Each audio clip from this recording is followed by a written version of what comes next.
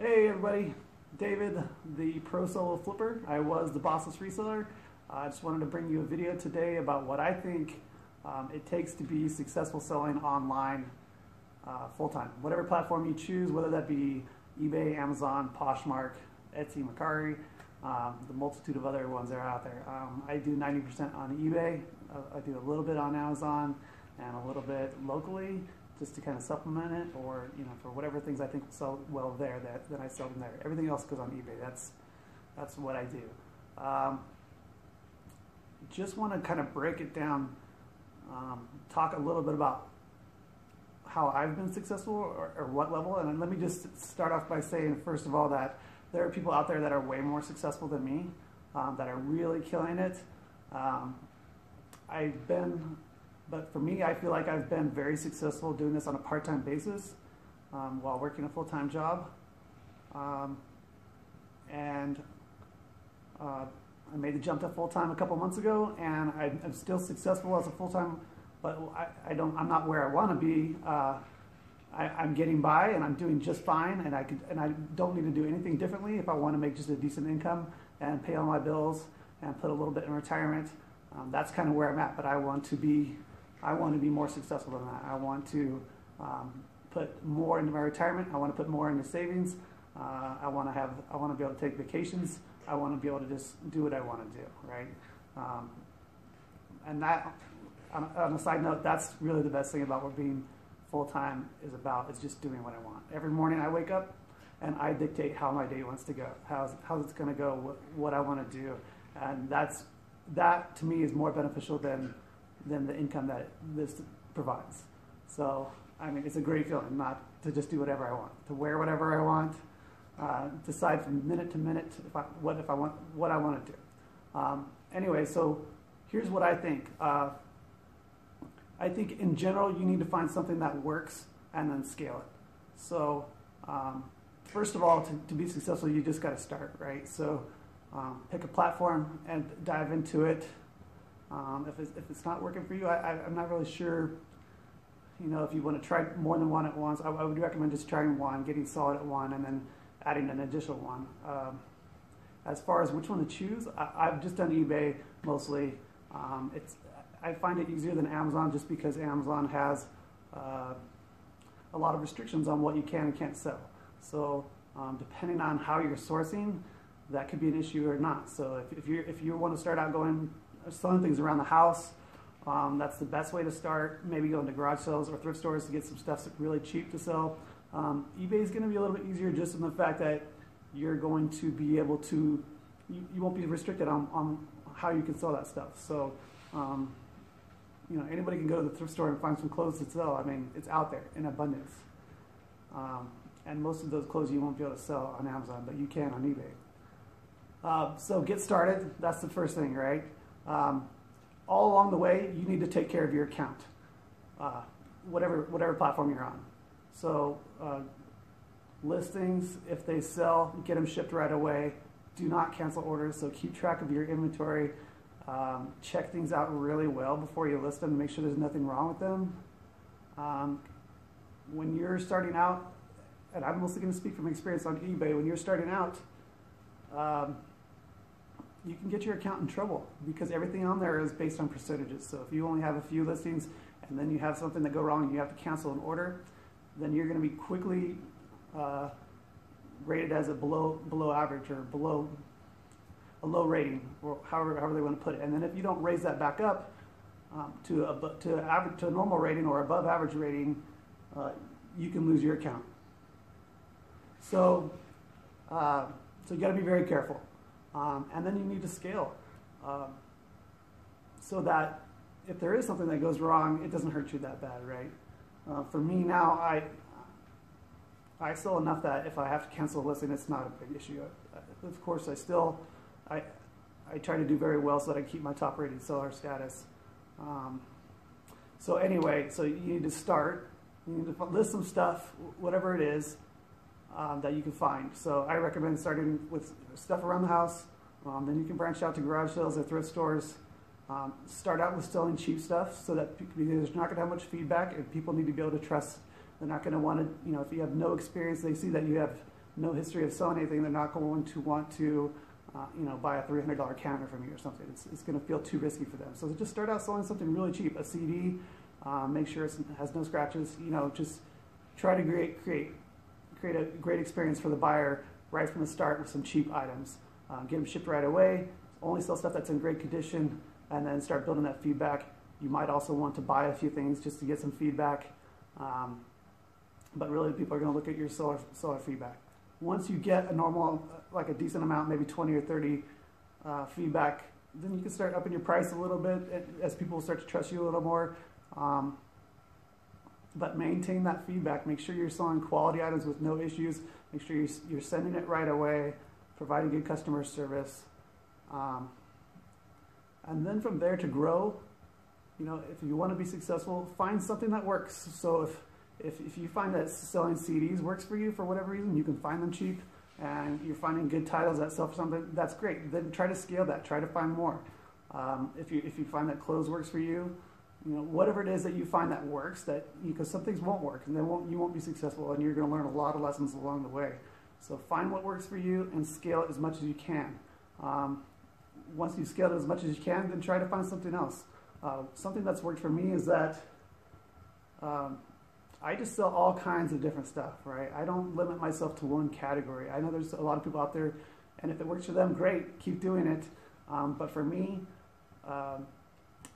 it's been great to just find whatever I can. So I go to garage sales or thrift stores, and I look everything up that looks like it could possibly be worth something to sell online, right? And the more I look up, the more I learn, and the easier it is to find.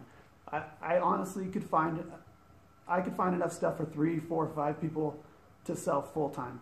It's that easy for me to find stuff anymore just because I have so much experience. And I don't live in a big area where there's tons and tons of stores or anything, but I live in this place that has a couple of thrift stores and an auction house, and there's there's opportunities online, but I don't really need to use them. I can find plenty of stuff here in this town and here in Idaho. So the more you look up, the more you'll learn, and the easier it'll be to find stuff. And then just customer service needs to be top notch, and then just scale it. So after that, at some point, if you can find any little bit of a success, all you have to do is work harder, right? That's what I think. This business is very simple, but it's not easy. So it's a simple concept. Find stuff for cheap, sell it for more, right? It couldn't get much more simple than that. But it's a lot of work, so don't let anybody fool you.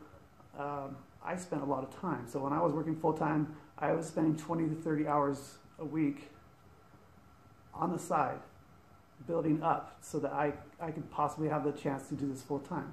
So, I mean, what does that really look like? That looks like me spending... Okay, I'm not sure what just happened. My video just stopped, but I'm just going to pick it up right here. I think I was talking about what it looked like for me to be working that much on my business on the side as I was working a full-time job. So that meant I was coming home from work, after, I get off at 5, come home, and at some point during that evening, I was working probably 3 or 4 hours most nights, most weeknights, 3 or 4 hours spending time. I would try to get some listings up. I would package up everything that night, so that it was, and then in the morning I'd get up and package whatever sold overnight, stop at the post office on my way to work, and that's what I was doing. So, and then on the weekends, some days I would spend no time working on it, and some days I would spend a full 12 hours. Sometimes I would spend 8 hours on Saturday and 12 hours on Sunday, and that was the level of work I was putting in to create an opportunity for me to do this full time. So everybody is going to have different income requirements as far as what they need to make or want to make doing this. For me, I was a bank manager and making decent salary and with really good benefits. So for me to justify quitting that, giving that up, and doing this full time, maybe I felt like I needed to make more money than a lot of you might want to or need to. I don't know. But then again, I live in Idaho, not California, as I've mentioned in previous videos, where the income requirements aren't quite as high, right? So that being said, I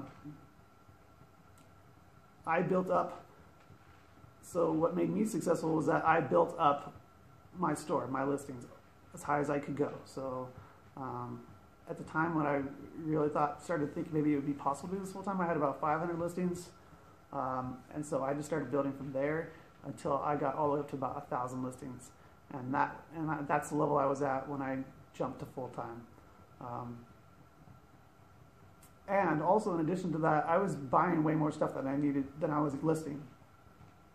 So I would say for every item I listed, I was probably buying something that didn't get listed. And so when I did make the jump to full time, I had 1,000 listings, and I had a 2-car garage. I have a 2-car garage, and a 10 by 30 storage unit that are all, with tons and tons of stuff to list. And that's what. And so I feel like there's no way I can not be successful as long as I'm putting in the work now. So basically, just find something that you're successful with, one little thing, and then scale that as much as you can, and then find something else to add to that. So and just keep going and just put in the work. If you want it bad enough, you can do it. But the other big part of that is you have to enjoy it. If you don't enjoy it, you're not going to be able to put in the work. For me, it never really felt too much like work. It felt like something I wanted to do. I kind of, I really enjoy parts of it. And what's the worst of it is listing for me. But let's talk about how bad listing really is. So you take pictures of 10 or 20 things, and this is for me, this is how I do it. I take pictures of 10 or 20 things, and I go sit down in front of the TV and watch Netflix and list. And wow, it's not really that bad, is it? Or put on some headphones and listen to some music, or however you want to do it. There's probably better ways to do it that you could remain a little more focused and be less distracted. But that's how I do it. So and going forward, I probably need to do that a little bit less, a little more focused. Maybe I need to set up at a desk and do it, or at a table and just knock it out, kind of a thing. But it's working for me. So I'm at 900 listings. I'm not even at 1,000 like I was before. The postman's here, so hopefully she doesn't look through the window here and think I'm weird, but she's picking up my 20 packages. I feel really weird. I want to pause this. Okay, she's no longer at the door grabbing my packages where she can look through my large window directly at me shooting this video. So she's still here out of the truck on the street scanning the packages in. So that's kind of how that works, is they come, they pick them up, they scan them right away, which is great. So it's been nice. I tend to do that about 3 times a week. So and then a couple days a week I take them in as I go to town anyway. I don't really know where I was, but I apologize. I apologize for the kind of not great video work and kind of just putting these things together. I don't spend a lot of time on them. Oh, she's coming back. Hold on. Okay, sorry. She was just dropping off a few packages for me. I had some supplies, and I don't know what the other, it looked like maybe there could be a return there. So, again, I apologize for these videos. I don't spend a lot of time on them because I don't get paid for them, and so I loved helping you guys and putting this stuff out, but it honestly takes away from my time I spend on my reselling, which is my income, right? So once you get full time, that's going to be your biggest struggle, and I'll tell you that right now. My biggest struggle is making sure things don't distract me, and that I am actually busy working on my reselling. I've been doing better the last week or two listing, and that is the most important thing. So I don't have a problem sourcing. I do have a problem sourcing in that I do it too much, but I don't have a problem finding stuff. There's an endless amount of stuff out there. So the key for my success will be listing, period. That's it, listing. And continue to do everything else that I do, but listing as much as possible. The more I list, the more I'm going to make, the more successful I'll be. So anyway, I just kind of want to, let me just kind of summarize what you should do if you want to do this full time. So first you got to get started, right? All along you need to take care of your account. So making sure you're selling quality products, describing them well, sending them right away. Customer service is very important to to maintain your account and maintain your feedback so that you can get a successful amount of sales. And let me just say this, that if you are watching this and you're already kind of successful and just doing it on a small scale, then you already have everything you need to be successful. You just need to scale it up. So find the time. If you don't want to take the time to do it, then you're probably not going to be successful, because that's what it takes. You have to enjoy it, and you have to do it. Massive action is what it takes to get success, right? So do it more, build it up until you can afford to make that leap. Build it up until you have enough income to pay your debt down so that you can afford to take that leap, right? And if you really want to do it, you just got to get yourself in a financial position so that you can do it. That's what I've done. We have hardly any debt now. We have a house payment and we have one car payment. We have 3 cars, only one of them has a payment, so worst case scenario, we could get rid of that car. I don't want to, it's my Camaro, but we could. So, and all we would have is a house payment. My wife works, I do this full time, and that's all I do for income. But we're doing just fine. So, so put in the work. So if you're doing this and you're not having success, you feel you're struggling and you're just not doing well, and things just aren't selling, and you have quite a few listings up and it's still not selling, here's a couple things that you can do. One, you need to look at what is selling for you, what you are successful with, and see if you can do that more. And then 2, for what you're trying to sell and it's not selling, here's what you need to do. You need to look at, and I'm just going to talk about eBay. It's the same for Amazon or other platforms, I'm sure, but I don't know how to really see very well what is selling on those platforms. But as for eBay, it's pretty simple. All that information is available there for you. So look at the sold history for that item that you're trying to sell, or the completed history even. So for that item that you're trying to sell that isn't selling, are other people successfully selling it? If they're not, then it's probably something you shouldn't be trying to sell. It's just people aren't interested in buying them, right? Or everybody's asking too much for that product, whatever it is, and you need to find a way to ask less to make it worth people wanting to buy. So if you can't buy it yourself cheap enough to sell it for what it's really worth online, then you need to move on to different products. Now, if there is a history out there of people successfully selling this product that you aren't able to sell, then you need to look at what they are doing differently that you could change so that you could be successful as well. So are you pricing yourself higher than them? Is there something else that's keeping you from getting sales? So is your feedback not as good as them? Are they offering returns and you're not? Are they offering free shipping and you're not?